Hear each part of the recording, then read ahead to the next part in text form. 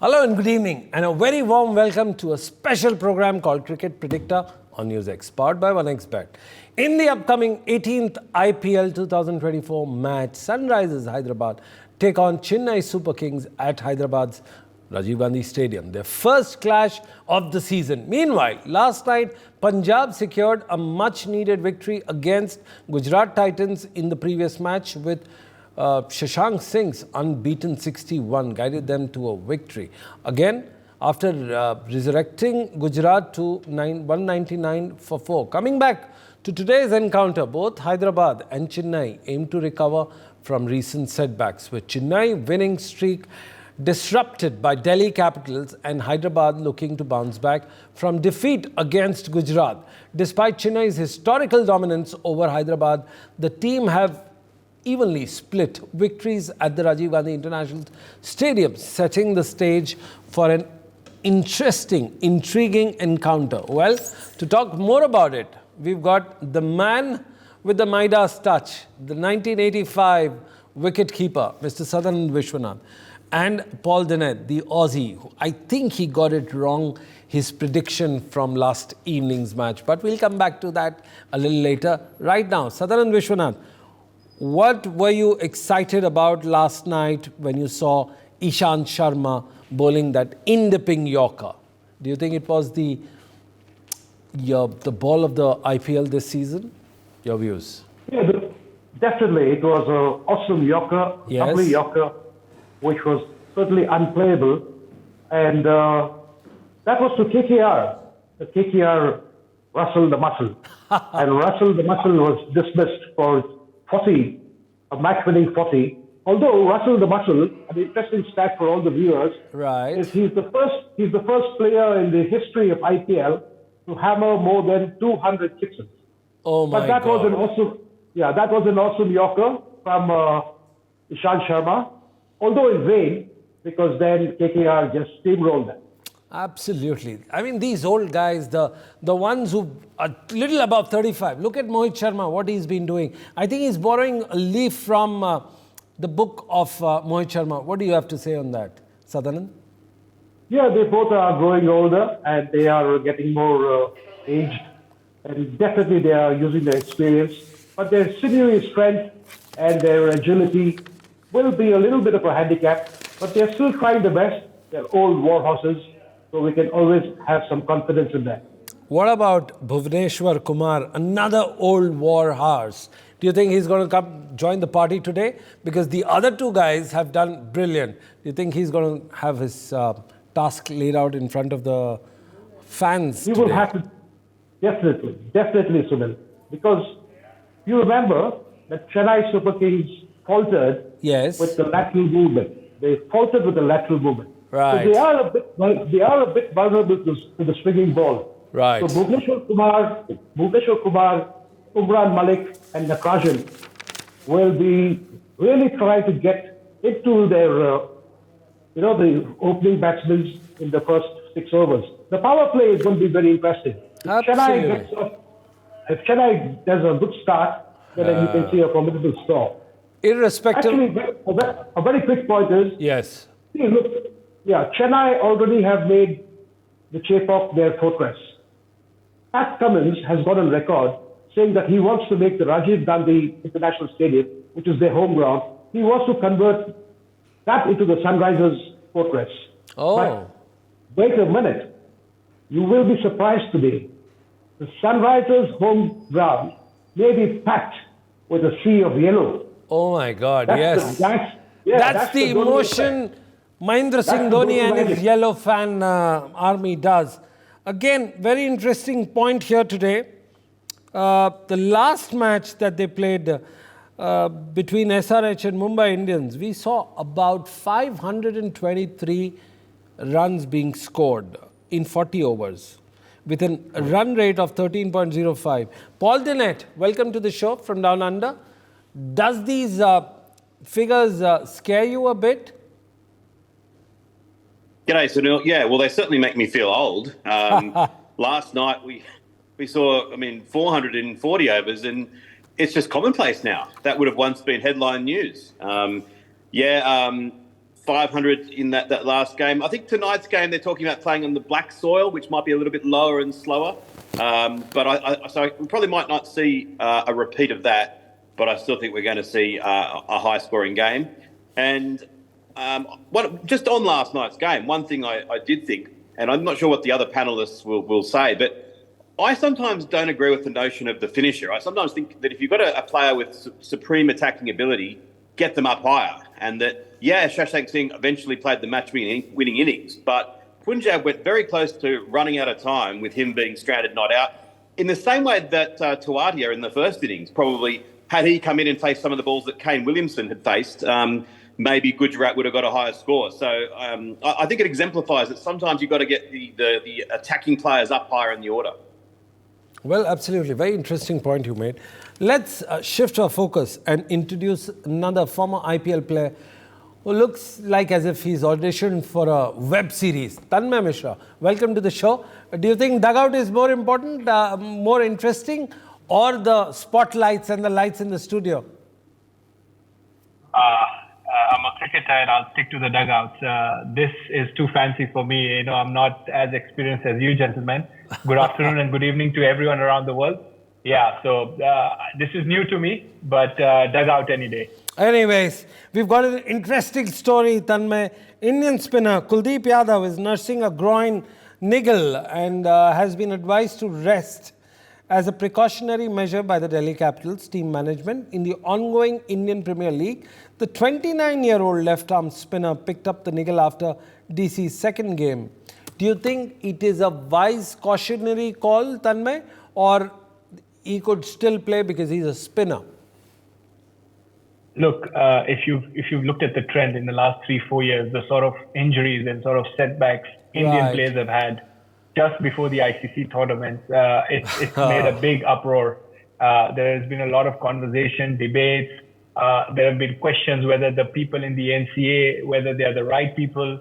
There have been all sorts of chatter. So, and you've got to take into consideration the fact that Kuldeep has been playing for better half of 6 months. Regularly, he's been playing cricket, right from the World Cup.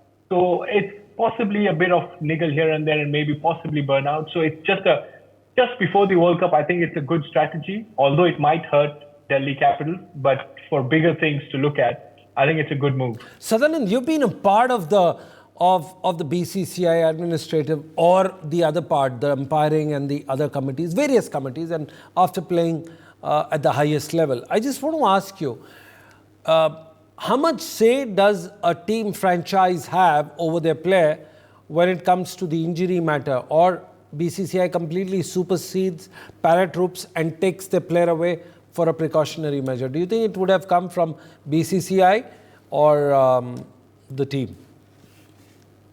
Definitely from the player himself, because the player is very much aware of what injury he is carrying. Right. And he will be first in touch with the doctor, the physio, and he will look to go for the rehab process at the NCA. The BCCI monitors the players' process at the NCA, because that's a big thing that's happening. And many players have come back from the NCA after undergoing the rehab, and they've performed very well. They've recovered very well at the NCA. That's a process which the BCCI have done very well of late. Well, interesting point. You have to just take care of the player and take them there. Again, today's toss, very interesting point also. The captain winning the toss might opt to field first and chase the target in the second innings. And especially when the captain wins or loses the toss, he eventually goes on and wins the match. Do you think that plays on that the team would be forgiving for a skipper, Tanmay, who loses the toss? Look, I think judging by this season how it's gone, it becomes a conversation point. But I think, you've got to also take into consideration that this is a Southern derby. Yes. Toss is not going to make much of a difference. When it's a derby, it's about bragging rights. People will come out and it's going to be different. It's going to be vibrant. I don't see it playing a much difference. I mean, look at the teams that have batted first this season. That's right. So it's very little. I don't think so, if anything at all. There's not much into it for me. Well, absolutely. But you have, Sadan made an interesting point here. He said it may be Sunrisers, but the entire stadium would 80% would be more or less the yellow here. What do you make of Dhoni's last season? Because it's almost, the writing is up on the wall that it's his swan song and he's walking into the sunset of his career. Your views? I mean, we've been saying last season for a while now. I think since the COVID and the lockdown, we've been saying last season. And judging by, how he batted last game, I think my panelists just pointed out rightly, if there are players that bat lower down the order, they can come. So the way he's batting, I don't know. But as far as the fans and everything goes, look, Dhoni's got fans all over the world. The way this season has gone, I might see orange dominating yellow for me. Hyderabad sort of has been donning that, and the fact that they've won, their franchise have won in South Africa, SAT20, and you've seen a lot of sort of fans come out in orange in large numbers. Even the game against Mumbai, we saw that. So I just think that the orange might dominate the yellow today. Well, I was there personally to watch the SAT20 out there and talk to at least Makram, and had a good conversation point there. And he seems to be a player completely out of the universe. He just walks in and he makes the good ball look absolutely ordinary. What is it about Aiden Makram that you think makes him so special? Tanmay. Look, he's been part of the South African cricket team for a while now, and it's his mixture of timing and power hitting that makes him different. And the fact that he's matured very early, he's still in his very early 20s, and the sort of heights he's achieved in international cricket, that's what sets him apart differently. Although Sunrisers will be looking for him in the coming matches for big runs, I just think as a leader, he's already led them in SAT20 for a couple of titles. I think he brings in a lot from international point of view. So he's very valuable to them, but I hope he comes to the party tonight. Absolutely. One interesting shift, and this is a larger question, and I would get in Paul Dinette here. Paul, remember the time a 50-over tournament, Australians would be very up in the market as one of the most sought-out players for international tournaments, especially when the league started international. And at one stage, Australia used to field two 50-over ODI teams, if you remember 2003, 2004. Suddenly, the power has shifted to South Africa, where the players are just in their early 20s and they've got more zeros than the mobile digit numbers, that exist. So what do you think, that the shift has started to happen, or it has already begun, or it's there, that South Africans are the ultimate T20 player flocks? Your views? It certainly seems that they're performing better than the Aussies in this tournament. I remember that summer fondly when we had the two teams, and the Australian A team actually beat out England to make the finals, and it was Australia versus Australia A in the finals, which is kind of a bit like what my colleagues have been talking about tonight, that although it's a Sunrisers home game, plenty of the fans might be cheering on the yellow, although if they are, they're probably cheering for wickets, because if Dhoni's going to bat at number 8, then some of them are going to be, ironically, it reminds me of Bill Brown, who used to open the batting for Australia, saying that the crowd would cheer when he got out because it meant Bradman was coming in. They wanted him out of the way. And the last thing on South Africa, I will say that, yes, their players are playing fantastically, but the semi-final of this last World Cup, once again, Australia beat them. Australia and South Africa in semi-finals. It's that was been just a correction. Story. Before you peddle your agenda, let me, or your nationality, that was a 50-over match, and we're talking about the T20. Am I right, Paul? Well, you began by talking 50 overs. That 94-95 quadrangular series was a 50-over tournament. So I thought that you gave me some license there. Oh, absolutely. You've taken your license and you're definitely pushing your point. But again, Tanmay, please come back into this discussion and just help us understand. Sunrisers, you seem to know the team a little better than most of them, the others in the panel right now. Just take us through the Klassen, the Abhishek Sharma and the Travis Head. Do you think that they've got enough to withhold the CSK? I really think they do. The sort of cricket, and you've got to give a credit to Dan Vittori. You know, he's been coaching around the world, and recently he was with Australian cricket team. He's brought this mantra where they want to play fearless cricket, and you see they go really hard at the game. And the fact that they've got players that are very much in form. You pointed out Abhishek Sharma, Klaasen, and Travis Head. But I just feel that even there's Abdul Samad. Someone like him, he's someone that you've got to watch out for. He hits them big. They've got a very good and very comfortable squad right now. So I just feel that they'll have enough in the tank to challenge the CSK boys. Well, interesting. I just want to shift our focus to yet another interesting person that we're talking about. We're talking about the wrist spinners, the leg spinners. I mean, of course, the leg spinners and the wrist spinners. Sadanan Vishwanath, you were actually a part of a team that won the trophy, and a leg spinner played an important part. Again, I'm taking you back to the 1985, the Champions of Champion trophy. How important do you think leg spinner is in today's context? Or a wrist spinner? A wrist spinner, yep, you're absolutely spot on. You hit the nail on its head. Yeah. So then, Lakshman Sivakrishnan, Ravi Shastri, when we were in Australia, played a very big role. But remember, those grounds were vast, huge outfields. It was very difficult to clear. But in the modern day context, in the modern day game, the wrist spinners are getting huge rewards for their efforts because they're getting the ball to spin away. The finger spinner is not going to be very effective because the ball comes into the right-hand bat. Yes, right. The finger spinner, especially the off spinner, might be effective to the left-hand batting. But if you look at the highest wicket taker in the IPL, it's Chahal. And Chahal is a wrist spinner bowling leg spin. So that's my point. Well, interesting. And I remember, and I was reading somewhere that it was Vasu Paranspe in 1985 who egged Sunil Gavaskar to carry Lakshman Sivaramakrishnan, because you must realize before that we didn't have the spinners who could do the loop and toss the ball up. They were skinny, they were far and few in between Chandra and the other players. Would you reflect on that theory as well? So it's a valid point. It is a valid point. Yeah, carry on, Chenmai. Absolutely. Absolutely. Let's move our focus on to the batting of CSK right now. Rachin Ravindra. He's a homegrown, seems to be like an Indian. Ajinkya Rahane, MS Dhoni and Daryl Mitchell. Rachin Ravindra. Paul Dinette, what do you make of your neighbour from your neighbouring country? Well, he looks like an emerging star. I'm surprised his record's a little bit modest still when you just look at the pure numbers. I'm sure that's going to be rectified. He emerged in the World Cup.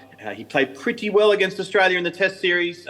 He's shown plenty, and he looks like a really confident player. The lineup that CSK has is highly impressive. Without wanting to bang on about it, I think it's a mistake that Dhoni bats down that low. I think that getting him up higher, there's nothing to lose. More than just from pleasing the fans, it'll be the right thing to do. But I think that Mitchell and Dubé in the middle there are really key. They can both hit the ball very hard, and I think that's where the game's going to be won or lost. But from the flip side of things, just back to the battle that I'm looking forward to most, if it happens, is Patharana up against Klaasen, because Klaasen, the way that he's striking the ball at the moment against that unorthodox slinging action of the ball that can tail in, that could be, you talk of great matchups, that could be one of the real champagne matchups of the IPL to date. Well, that champagne matchup for our fans right now, Pathirana has taken 4 wickets in 2 matches in the IPL with an economy rate of 7.50, and the best performance is 3 for 31. Is that what you're referring to, Paul Dinette?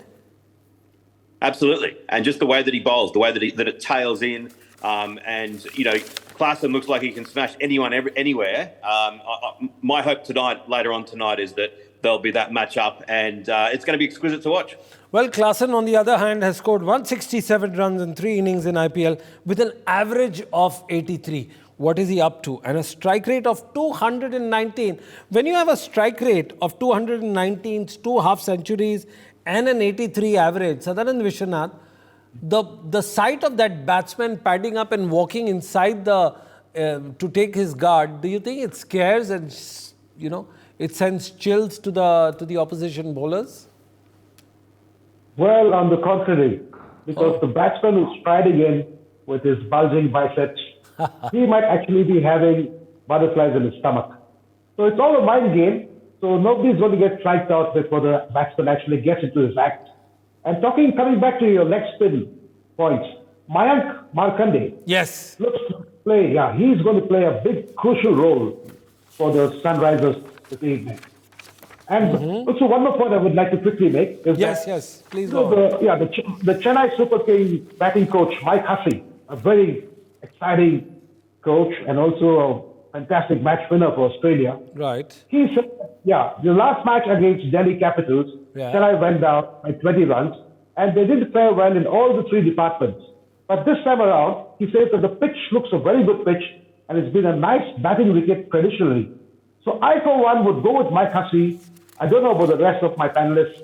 You seem to be supporting the orange, but I'm going to go with yellow. I'm going to go with Chennai Super Kings because they have the depth, they have a good all-round side, and there is the Dhoni factor.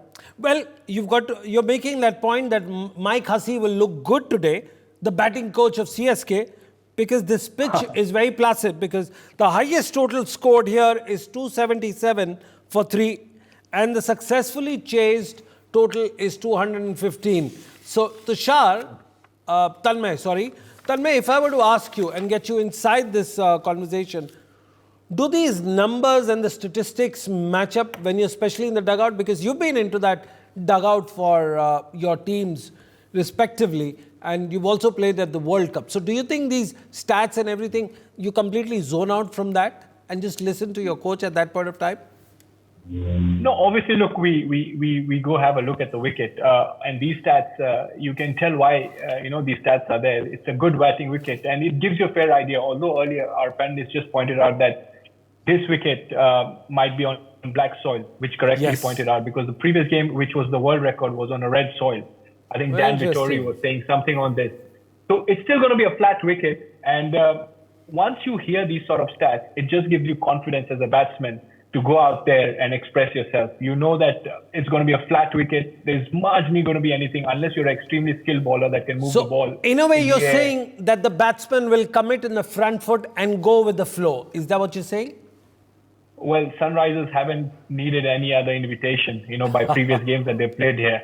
They've just removed, if you watch Travis Head, he's just removed his front foot out and he's just clobbered it all over the place. Same with Abhishek Sharma. Absolutely. They're not going to change this tactic. No matter how good you are in their home ground, they're going to go hard at you. And the stats that you pointed out will even give them more confidence to go further and continue playing that way. Absolutely. Just tell me, we are in the last final 30 seconds of our program. Very quickly, Tanmay, who's your Cricket Predicta team of the day? I just want to go with Sunrisers today, and Umran Malik, the way Mayank Yadav has played for LSG, they might just think about Umran Malik because he bowls close to 145, 150 in the middle overs. Absolutely. You never know, that can be the X factor today because they are looking for some sort of players to dent CSK's batting order in the middle where they are powerful, like my panelists pointed out with Mitchell and Dubey. So he might be the X factor coming in. On the right, we've got one SRH. Sadaran Vishwanath, you seem to be a CSK Yellow Podu fan, Whistle Podu fan. Yes, Whistle Podu fan today. I'm going with CSK. So we have one each. Paul Dinette, did you get it right yesterday? We've got the tapes and we're going to play it. No, you haven't got it right, and you're quite a sport to admit that. What's your take going to be tonight? Well, unfortunately, I'm going to have to disappoint Sadnan because I'm also going to tip CSK, which means I put the kiss of death on them. So any team I tip seems to lose, but I'm going with them tonight. I think that Jadeja is just about my favourite player. We haven't mentioned him. Any team that has him in there, I find it very hard to tip against. Absolutely. So we've got two SRH fans, one CSK fan. Again, for posterity, these videos are live and we can go back to our tapes. I'm going to embarrass you guys with your handles there if you get it wrong. But that's the fun of being on. Hang on. Isn't Jadeja with Chennai Super Kings? Yes, he says his heart is for Jadeja, but his mind says SRH. So again, that's what... Oh, sorry. No, I said SRH. I meant CSK. Sorry, it's almost midnight here in Sydney. My brain stopped working. I am tipping CSK. Yeah. I think brain fog with the Aussies, I think, is a regular occurrence. And we leave it to that on the Steve Smith theory. Again, that's all we had time for. Great for having you guys here. Have a little bit of banter here on Cricket Predicta. For more such videos, subscribe to the NewsX YouTube channel, hit the bell icon.